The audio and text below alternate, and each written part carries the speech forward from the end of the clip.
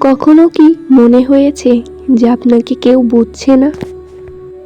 আপনার নীরব কষ্ট, আপনার ত্যাগ, আপনার কান্না সবকিছু যেন অদৃশ্য হয়ে গেছে। তবে আপনি ইসলামের মহিয়সী নারীদের দিকে তাকান। একবার ভাবুন তো মারিয়াম বিনতে ইমরানের কথা। তিনি এমন এক পরীক্ষার সম্মুখীন হয়েছিলেন যা কোনো সাধারণ মানুষের জন্য কল্পনা করাও কঠিন। তবুও তিনি আল্লাহর ওপর ভরসা হারাননি। যখন পুরো পৃথিবীর মানুষ তাকে ভুল বুঝেছিল, তখন সেই আসমানের মহান রব তার পক্ষে সাক্ষ্য দিয়েছিলেন। আজ যদি মানুষ আপনাকে ভুল বুঝে, মনে রাখবেন, মানুষের বিচার শেষ কথা নয়, বরং মহান আল্লাহর বিচারই শেষ কথা। তাই মানুষের দিকে নয়, বরং নিজের রবের ইবাদতের দিকে থাকুন। খাদিজা রাদিয়াল্লাহু আনহা, তিনি এমন এক মহিয়সী নারী ছিলেন যিনি ছিলেন অত্যন্ত সম্মানিত, সফল ও ধনী একজন নারী।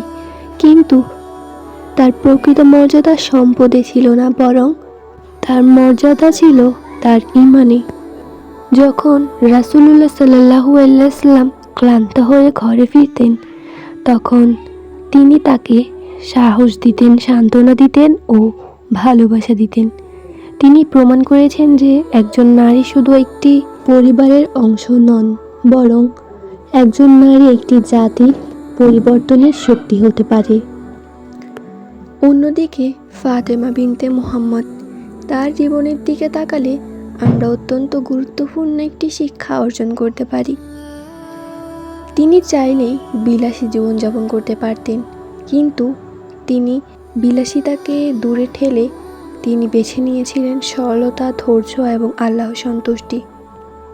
কখনো কখনো ক্ষুধার কষ্ট সহ্য করেছেন তিনি, কিন্তু অভিযোগ করেননি, কারণ তিনি জানতেন দুনিয়া ক্ষণস্থায়ী জীবন, আখিরাত হচ্ছে চিরস্থায়ী জীবন।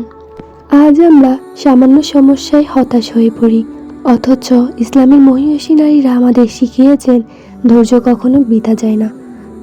আমাদের সকলকেই মহান আল্লাহ রাব্বুল আলামিন ঈমান ধরে রাখার তৌফিক দিন। তাই আজকের ভিডিও এই পর্যন্ত। সকলে ভালো থাকবেন, সুস্থ থাকবেন।